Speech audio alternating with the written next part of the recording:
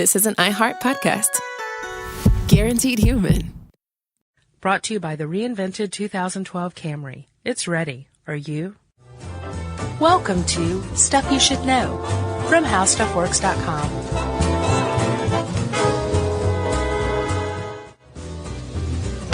Hey, and welcome to the podcast. I'm Josh Clark. There's Charles W. Chuck Bryant, who is with me as always, but hasn't been with me as always. What do you mean? There was a dark, dark time in my life, Chuck. Oh. I call it the pre-Chuck era. Oh, you're too kind. And there were many podcasts that I released with other people. I don't feel good about it, okay? But it's out there. There's one that always stuck out to me that I was like, there's so much more information. You remember, like, back in the day, we used to try to hit these things at, like, 5 minutes. Yeah, to say this has evolved is an understatement. Right. There was one that I was like, 5 minutes is not enough for this. Let's do something like 37 minutes instead. Right. And it was Murphy's Law. Yeah. So I wrote this article a long time ago. It was like how Murphy's Law works. Like, I was raised on these unnatural laws, like the Peter Principle, which we've podcasted on. Mm-hmm. Parkinson's Law, which is work expands to fill the time allotted. Yeah. And then Murphy's Law, which is, of course, anything that can go wrong will go wrong, right? Yeah. So I was kind of always aware of this, and I pitched this idea, like how Murphy's Law works, like right after I got here at How Stuff Works. And I got the assignment and started doing this research. I found out that there's this awesome backstory to this, which I know you know now. Yeah. And have for a while, because we made a Toyota commercial based on part of it. You're telling me this now? Exactly. Exactly. So, I guess what I'm saying is, I wanted to redo how Murphy's Law works. A reboot. And let's do it. And no disrespect to previous podcasters, but this was just too short, you know? Too short, You can't cover Murphy's Law in 5 minutes. No, you can't. So here's the expanded version, and we're not going to, start rerunning things. Don't worry. There's plenty of topics out there. This one just really kind of, I always wanted to redo this one. It was stuck in your craw, as they say. And now it's, now it's out. Not your craw. Idiom, Josh, that's what we're talking about. Yeah. Whatever can go wrong will go wrong. And you make a good point at the beginning of this is it's an idiom because we've made it an idiom. And you don't notice and make remarks about when things go perfectly right. You might feel good and be like, hey, everything's coming up roses today. Or maybe that's an idiom. Yeah, it's not an idiom, actually. It's a saying. But you don't say, boy, I got in this lane of traffic and it's just speeding along and I should make a saying about that. You can, but very rarely do you. Like, we humans tend to focus more on the negative. Exactly. And that's what Murphy's Law is. It's a focus on the negative. That's right. We look out for the bad, in a way. And Murphy's Law itself, Chuck, is not that old, to tell you the truth. You're right. And it wasn't Murphy who originally coined this idea. There was something called Sod's Law that's still around in Great Britain, which says basically the same thing. Any bad thing that can happen to some poor sod, which is short for sodomite. Is it? Yeah. Yeah. No comment. No. And then there was a magician named Adam Hull Shirk, apparently in 1928, wrote something called On Getting Out of Things, an essay on magic. Which is not on the internet. No, it is not. I looked all over for it. Yeah, I did too, actually. It said, in a magic act, 9 out of 10 things that can go wrong usually will. And I thought maybe Adam was just a bad magician when I read that. Right. It's like, really? So he gets credit. Like, just about any origin story of Murphy's Law includes Adam Hull Shirk, and it should. But it wasn't called Murphy's Law. No. Until there actually was a guy named Murphy, and he actually did live not too long ago. He died in 1989, I believe. This article says 1990, but it's 89. You going to go back and change that? I need to. And he was a captain in the Air Force, and he is attributed with not coining Murphy's Law, depending on who you talk to. Right. But spurring the idea of Murphy's Law, which was coined by somebody else, right? That's so right. let's set the stage, Chuck. Okay. It's 1949. All right. We're in California. I have a scotch in my hand. Exactly. We're at Edwards Air Force Base. We need to get into the Wayback Machine here. Okay. Oh, man. It's been a while. You ready? Sweet. Buckle up. Okay, so All right. as I said, 1949, we're at Edwards Air Force Base. Oh, the air's much cleaner. It's very nice. There's Chuck Yeager, right? Wow. See, look at him go. Look at him. And then over there, on that railroad track, it's kind of in the middle of nowhere, is the rocket sled, the Gee-Whiz rocket sled. That's a neato name. So let's talk about that. Okay. What is it? Well, this was part of the Project MX-981, and they were tests to determine how the human body, reacted to G-force. Yeah. There's a long-standing idea that the human body could withstand 18 Gs, and all airplanes were designed to withstand 18 Gs of force and nothing more, right? Which means that they were kind of hamstrung by this magical number. But no one knew exactly where that number came from or if it was true. What's screwy is that they had no way to find out except for these rocket sled tests. That's right. Using a real live human being. Because if you're going to test something, you can't throw a crash test dummy in there. You couldn't in 1949. No, well, yeah, these days they have sensors, and actually, not to be pluggy, but Toyota came up with the thing that measures total human model for safety. For safety, yeah. Thumbs. Yes. And it measures internal damage. So it's very sophisticated now. But back then, if you wanted to find some of this stuff out, you had to put a human in there. Well, at first they used cadavers. Yeah, but that doesn't. Then they used dummies, like Sierra Sam, and then on the Gee-Whiz rocket tests they used Oscar 8-ball. But they didn't have sensors for it. No. So they had to use John Paul Stapp, who volunteered, who was a really incredible Renaissance man. He's a colonel. Yeah, in the Air Force. He was a physician, and he flew around in an airplane without a canopy. Remember that? I've heard that. He also basically made it his life's work to get seatbelts made mandatory in automobiles. Yeah. So he staged the first ever automobile crash tests, and he did it at the expense of the Air Force. And the Air Force was like, hey, whoa, what are you doing? What are you expensing these to us for? These are cars. We fly planes. Right. And he came up with statistics that showed that more Air Force pilots died from car wrecks than from plane wrecks. Mm-hmm. And they said, okay. All right. And that was just the kind of guy he was. Real stand-up dude. He was. So what he did was he jumped in the Gee-Whiz, said, hey, I'll do it. I'm Colonel John Paul Stapp. Yeah. I do this kind of thing. And it would go about 200 miles an hour down a half-mile track and then stop in less than a second. And what they're trying to test is... Say that one more time. It would go 200 miles an hour and stop in less than a second. Yeah. That's crazy. Yes. That's basically they're trying to test what might happen in a plane crash. So they were finding the force of gravity, how much a human could withstand. And remember, 18 was that magic number.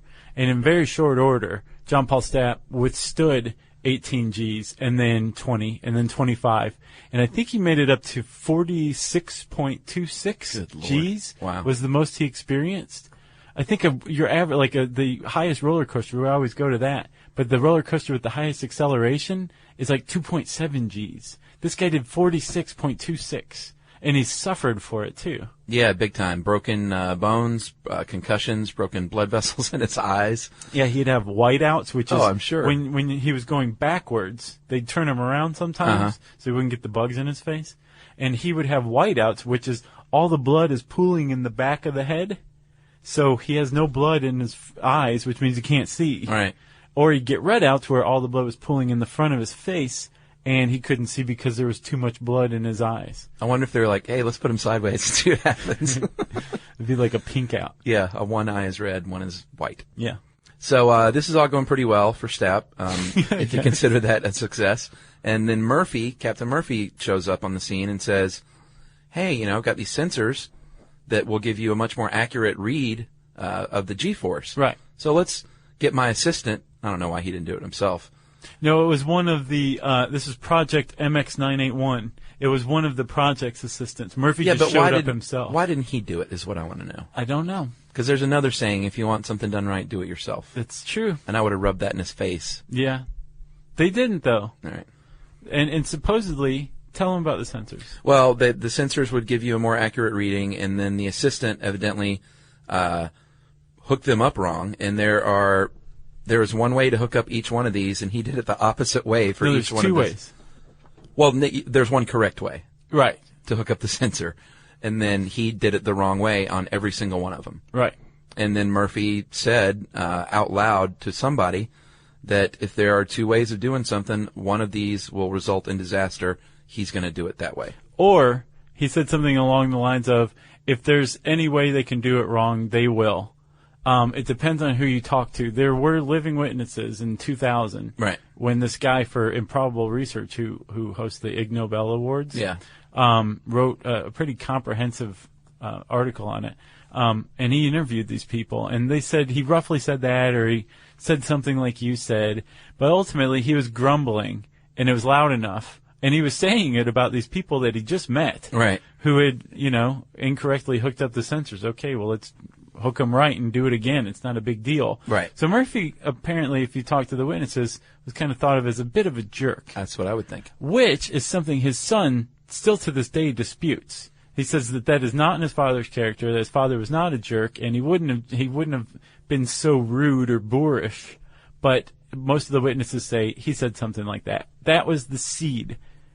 How did the tree come about? The tree came about because Stapp was apparently a pretty gregarious guy. Obviously, if he's taking part in these tests with a plum, then he's going to probably be a pretty fun guy to be around. Well, he had two books, Chuck, of idioms. Oh, yeah? One was it was called Stapp's Almanac. The other was For Your Moments of Inertia.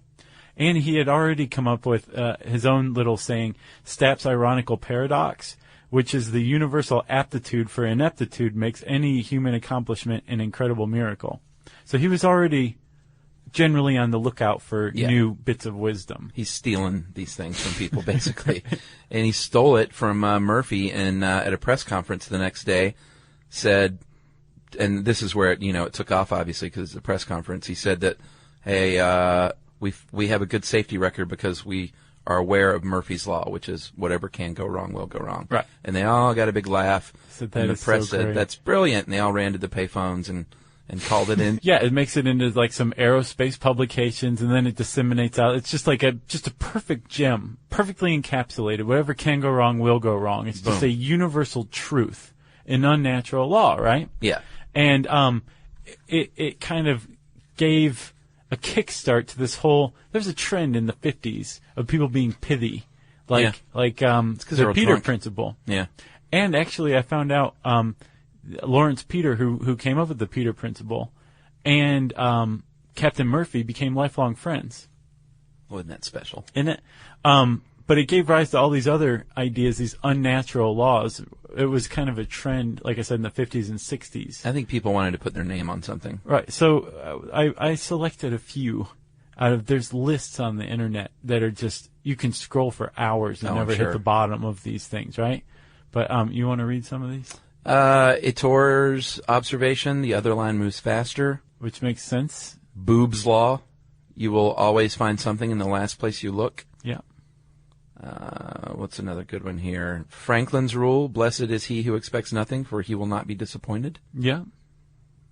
Minkins Law, those who can do, those who cannot teach. That was just mean.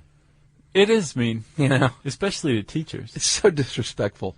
And then Patton, General George S. Patton had a law that a good plan today is better than a perfect plan tomorrow. Because by then, Charlie's killed you. Right? He wasn't Vietnam. No, but Okay. still. Oh, you just meant a guy named Charlie. Right. Okay. Yeah. So yeah, people obviously like naming things after themselves and coming up with pithy little sayings that people like to say. Right, but there's two ways that Murphy's Law can be categorized. It can be categorized in the realm of pithy sayings from the 50s and 60s, Yeah. like the Peter Principle, which, as you remember, it did make sense. It had some gravity to it. Yeah.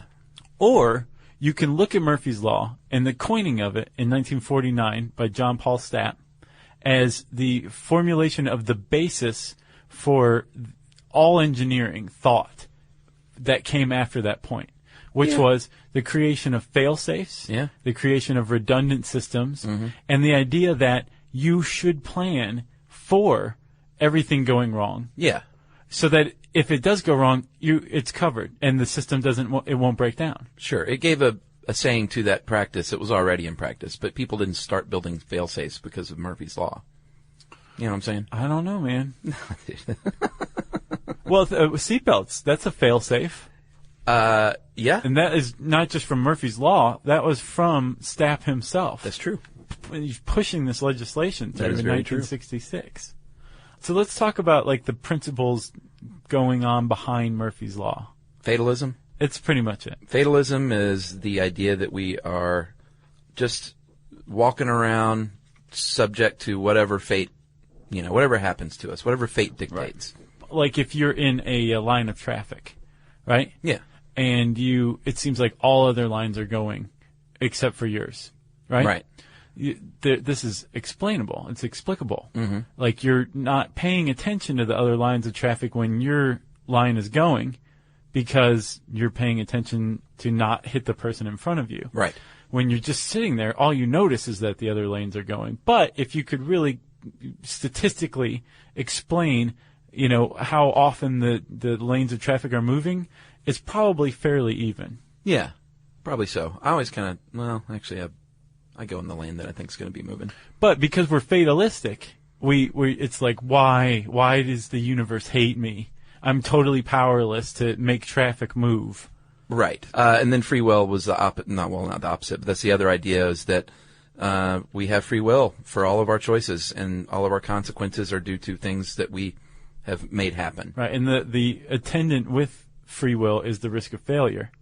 Right. So when we have a 50-50 chance of getting something right, we're going to get it wrong. Or we're going to notice mostly when we get it wrong, because then we have to do it again. And it's just so much trouble to try to put the plug in the right way. Yeah. Right? The 3-prong fail-safe plug? Prong? Yeah. That is fail-safe. Yeah, okay. But other prongs, electrical sockets, if you look at them, one's bigger than the other. That's a fail-safe. Nowadays, sure. After Murphy's Law. Changed everything. Before that, it was just Deathville for everything. Well, yeah. Well, let me put it to you this way.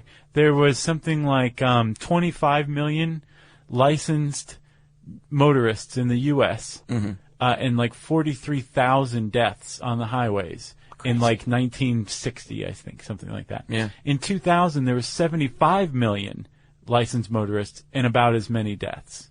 So yeah, before Murphy came along and there were no fail-safes. There were no fail-safes. Okay. No one had any idea what they were doing. I'll dispute that. But did I ever show you the video of the car crashes, like the old Blood classic on the car? asphalt?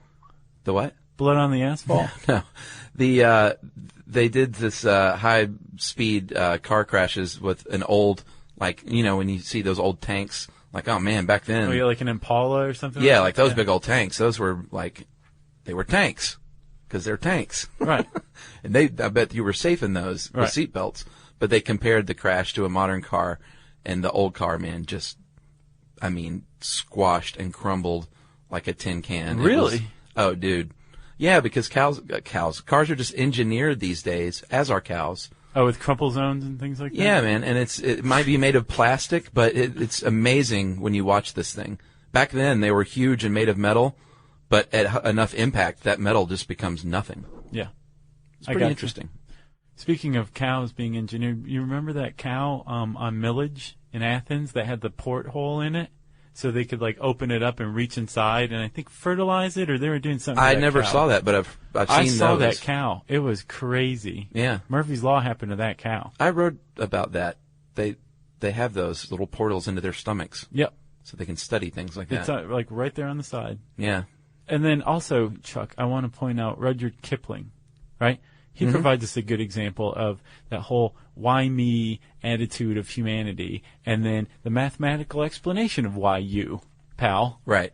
Rudyard Kipling once lamented that no matter how you drop it, the bread that you dropped out of your hand onto the floor always falls butter side down, which means you can't eat it any longer, right? Sure you can. And it gives you the vapors. Right. So, if you think about it, a buttered piece of bread is heavier on one side than the other. So thanks to the force of gravity, on Right. the way down, the bread's going to flip over. Is that true, though? But it's heavier on that How did you side. prove this? Oh, give me some bread.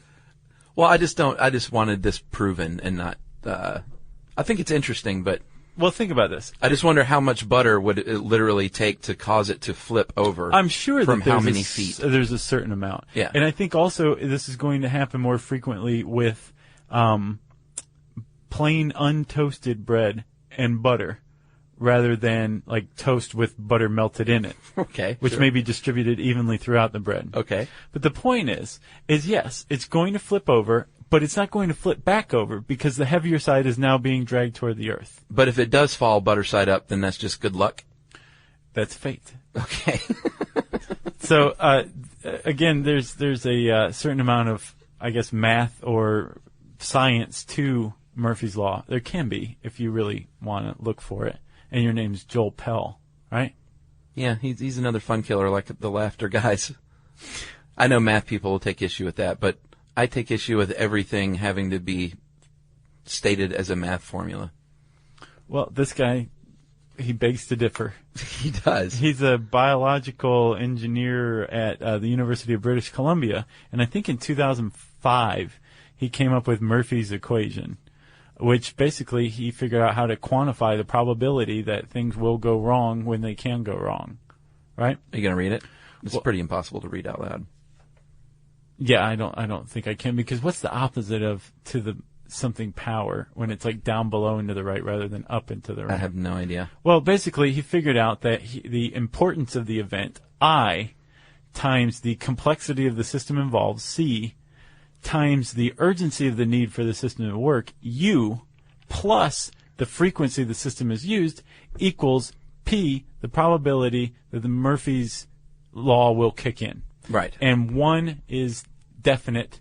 I think 10 is that's not going to happen. And somewhere in between is it might happen, it might not. So what he did was he basically plugged in the possibility of his clutch going out in a rainstorm 60 miles, 100 kilometers from his house. Mm-hmm. And he came up with an answer of 1, which means that his clutch was definitely going to go out. And he further demonstrated that now that he's stranded out in the rainstorm and he needs to get somewhere by foot, he needs his flashlight to work. What's the probability that Murphy's Law will happen and the flashlight will be out? He plugged it in and came up with a 1 again.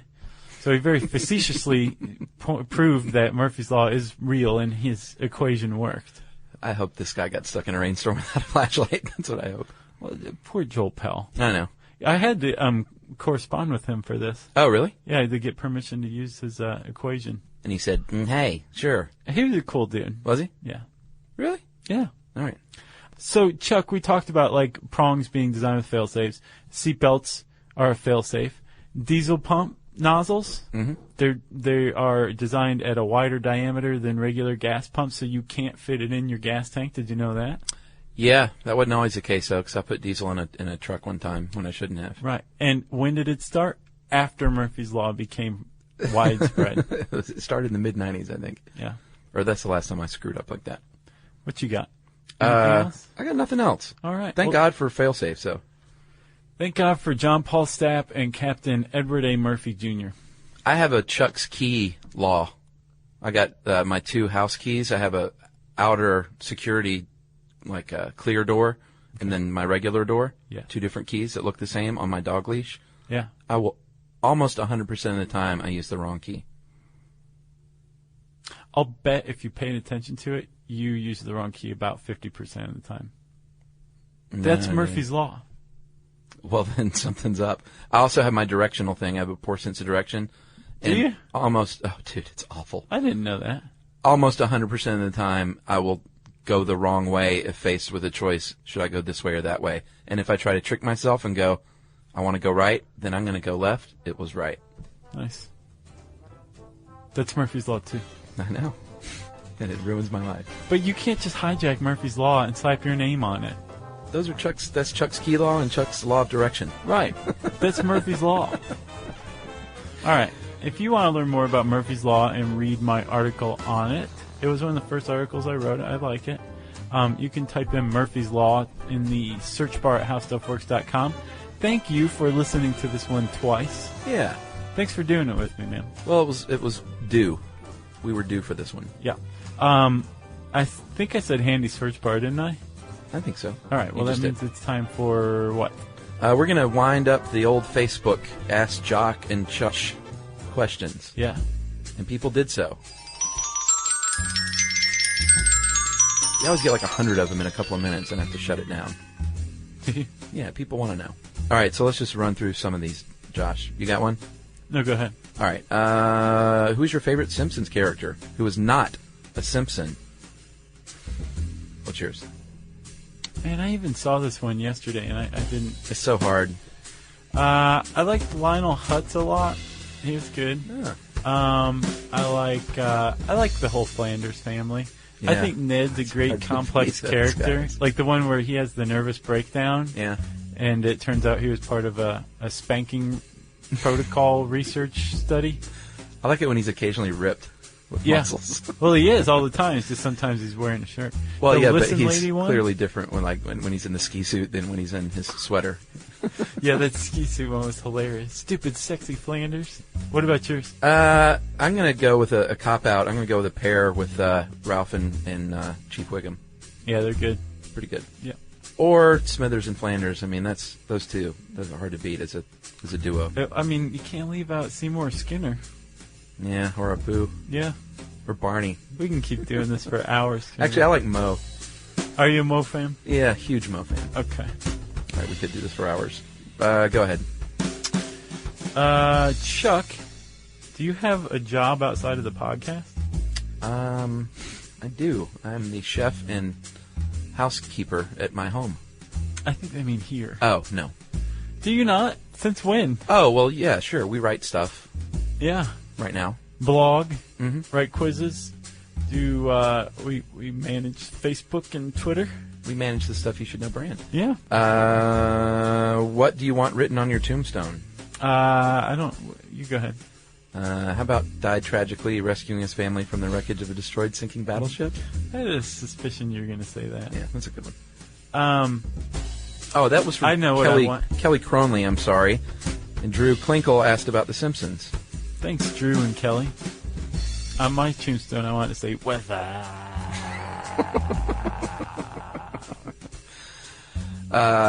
This is from Trash Goblin Toby. Is this from Twitter? I guess it is. Have you seen Hodgman's mustache in real life? And is it as scary as I have heard it is? We've both seen Hodgman's mustache in real life. It accidentally brushed my shoulder, and I was like... Really? Was that it? No. Okay, I was like, how did that happen? I know. It is not scary. I think John wears it well. Yeah. And it's not an ironic mustache. He's grown his hair out a little bit. Yeah, he's turned all hippie, hasn't he? Yeah, it's kind of fun. He's like Wooderson. I like it. Let's see. Could it be... this is from How Awesome Is Joe, a.k.a. Joe, from Twitter. Okay. Could it actually be possible for a human to be raised by apes like Tarzan? I would say the answer is undeniably yes. Yeah? Yeah. And I'm going to wind it up for my last one with something people ask a lot. What does COA mean? And that is from Joseph Gubbles. No. Do not explain it. That's a trick. He's been trying to figure it out forever, and if he can't do it on his own, he has to figure it out on his own, Chuck, or else he's never going to learn. All right. Sorry, Joseph. That was a smackdown. What's our favorite episode, Chuck? Of what? Of Stuff You Should Know. Oh, I thought we were on The Simpsons. Oh, man, I get asked this a lot. It's always different. Today I'm going to go with lobotomies. It's a good one. What, you? Nothing? No. None of them? There's just so many. I know, it's hard to choose. Like, I'll look through occasionally and spot ones. You're like, oh, that's a good one. I know, and think that because we're always asked this, and I always say the same, 5 things. Like, lobotomies, body farms, cannibalism. You know what? I recently listened to Why Doesn't the FDA Regulate Herbs? I think I was telling you. Good one. And that is worth listening to again. All right. Some people, are making their way through again. They've already made it through, and they've made it through. They're making it through again, the whole catalog. I'm looking at you, OMG Chris. There's a name for people like that, Josh. Masochists. Superfans. Same thing. Yes. If you are a super fan, we want to hear from you always. We're pretty friendly guys, so we'll say hi back usually. If we don't take it personally. Keep saying hi.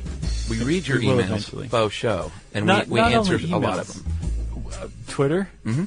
That's SYSK Podcast is our Twitter handle. We're on Facebook at facebook.com/stuffyoushouldknow. And you can send us email, like you just mentioned, to stuffpodcast@howstuffworks.com. Be sure to check out our new video podcast, Stuff from the Future. Join How Stuff Works staff as we explore the most promising and perplexing possibilities of tomorrow. Brought to you by the reinvented 2012 Camry. It's ready. Are you? This is an iHeart podcast. Guaranteed human.